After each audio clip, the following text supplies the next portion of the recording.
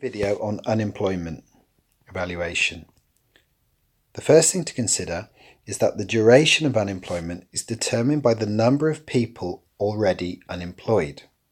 That is, if there is high unemployment, it will lead to greater competition for vacancies. If there's greater competition for vacancies and firms have more workers from which to choose, the likelihood is that people will experience longer periods of unemployment. Second, the duration of unemployment is affected by the rate of inflow and outflow. It is important to explain what inflow means. Inflow of unemployment relates to people coming from jobs. That is, they've been made redundant, they might have been sacked, or they've resigned. The inflow can also be considered as people coming from outside of the labour force.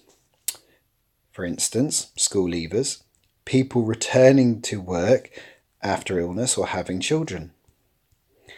Outflows relates to, that is, people leaving unemployment to enter the workforce or choosing to not be part of the labour force. So for instance, outside the labour force would include those people who've retired. Obviously they're not looking for jobs. People who've emigrated, if we take it from a UK context, they've emigrated to the United States, they obviously cannot be looking for a job in the United Kingdom. They may have also chosen to leave the labour force to start a family. So the other type of outflow is actually people obtaining a job. They might have found a new position or simply returned to an old job after experiencing a temporary layoff. So this inflows and outflows can be rather complicated until you consider a bath. Now, if the inflow of people to the bath of unemployment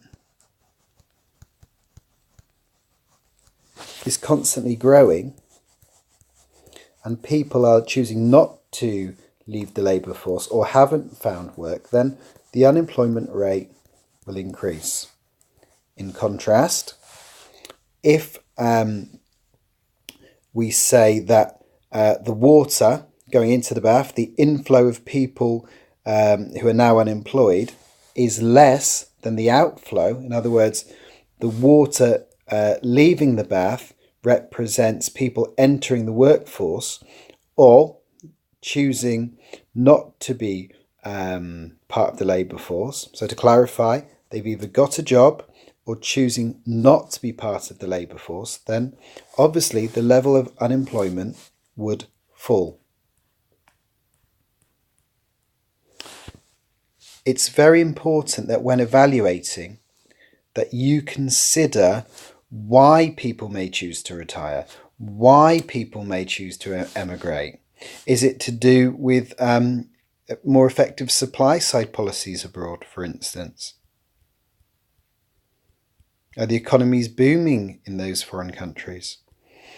So, with unemployment and evaluating it, it's also important to consider that unemployment varies between countries and groups. It can vary between men and women, and we could argue that education or lack of in certain countries for females plays a part in this, as well as discrimination. Unemployment can vary geographically. So in the UK, for instance, there is commonly argued a north-south divide. Unemployment tends to be much higher in northern cities than it does in southern cities in the United Kingdom. Structural unemployment may be a reason for this. Also, unemployment varies between ethnic groups. White workers are a lot less likely to be unemployed than black or Asian workers. Unemployment can also vary between ages. People who are maybe plus 60 are typecast, and therefore they might find it harder to get a job and therefore remain unemployed for longer.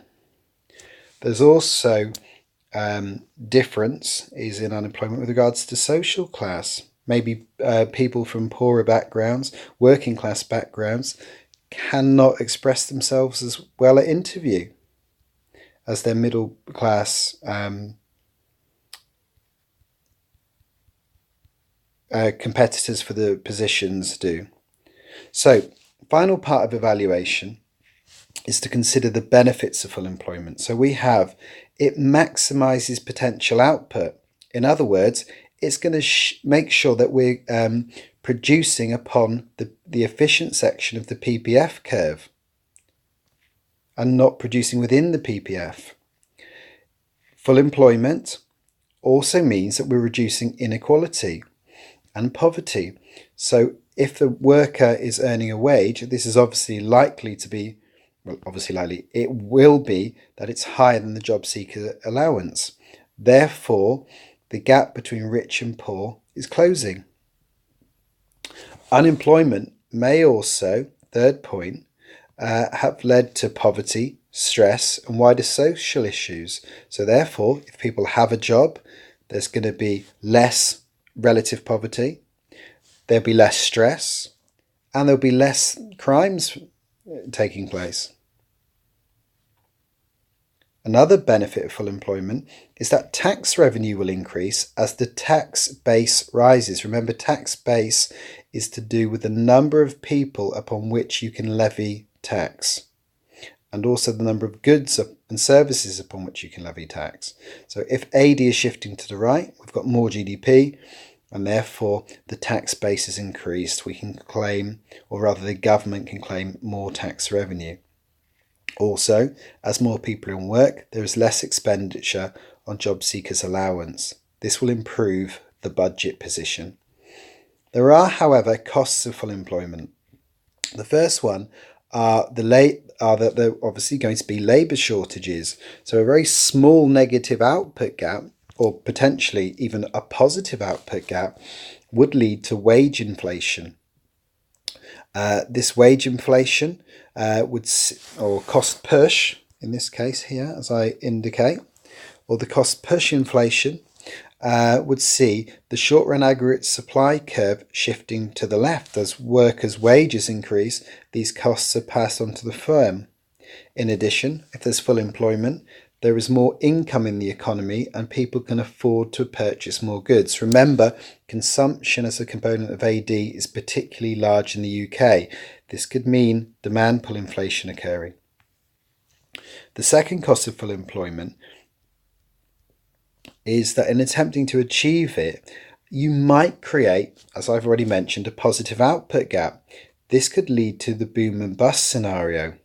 In other words, attempting to achieve the full employment, you created inflation, and that inflation meant that all of a sudden your consumers switched to imported goods and your exports abroad fell, shifting AD dramatically to the left. 3, another cost of unemployment is related to the inability to fill vacancies, particularly in unpopular jobs, for instance, hospitality in the UK. Finally, we can consider that a cost of unemployment, or of employment within E, beg your pardon, is that some people have poor working conditions. Just because they've got a job, it doesn't mean that these jobs are full-time and that they receive sickness benefits and so forth. Maybe one of the reasons we could have full employment is that people are working on 0-hour contracts. Finally, the costs of unemployment. Now, the costs of unemployment include that less output is produced and consumed. Pretty straightforward. Obviously, this is going to lead to less tax revenue, and that might mean that the government having to spend more And if it spends more, risk of a budget deficit, which in turn could lead or will lead to an increase in national debt. A third cost of unemployment are that profits fall. So building on what we've discussed already, here, change the colour so it's a bit clearer. We've discussed here about less output. Well, if there's less output produced, the firm is clearly making less profits. If it's making less profits, this means that there's going to be less money retained to fund research and development and also fund expansion.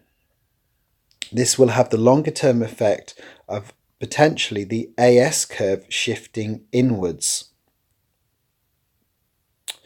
Another cost of unemployment, as we've sort of touched upon with this one here, about reduced tax revenue, is that it could worsen the government's budget position. Again, to reiterate, job seekers' allowances will increase as more people are out of work. Another cost of unemployment, there's falling living standards for the unemployed. They will be unable to purchase certain goods and services on job seekers' allowance, where the benefit is going to be considerably less than what they would have earned in full-time employment. This is arguably, hysteresis, the most significant cost of unemployment.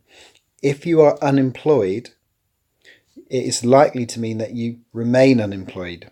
In other words, people make a judgment if you have been in the out of work for a long period that you're incapable. This unemployment will cause you to be unemployed even longer.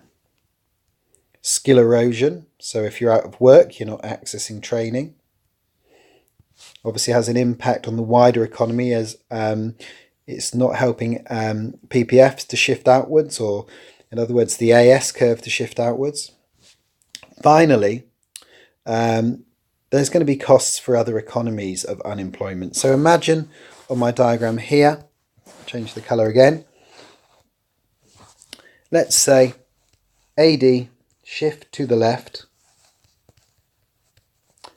in the United Kingdom, and we experienced falling GDP. As our GDP fell, there was obviously a larger negative output gap. So this larger negative output gap meant that more people were unemployed, and therefore their consumption fell. As their consumption fell, not only did they purchase fewer domestic goods, but they purchased fewer goods from abroad. This may have meant that demand for, say, American exports fell, as fewer UK consumers were demanding American goods. Thank you for listening.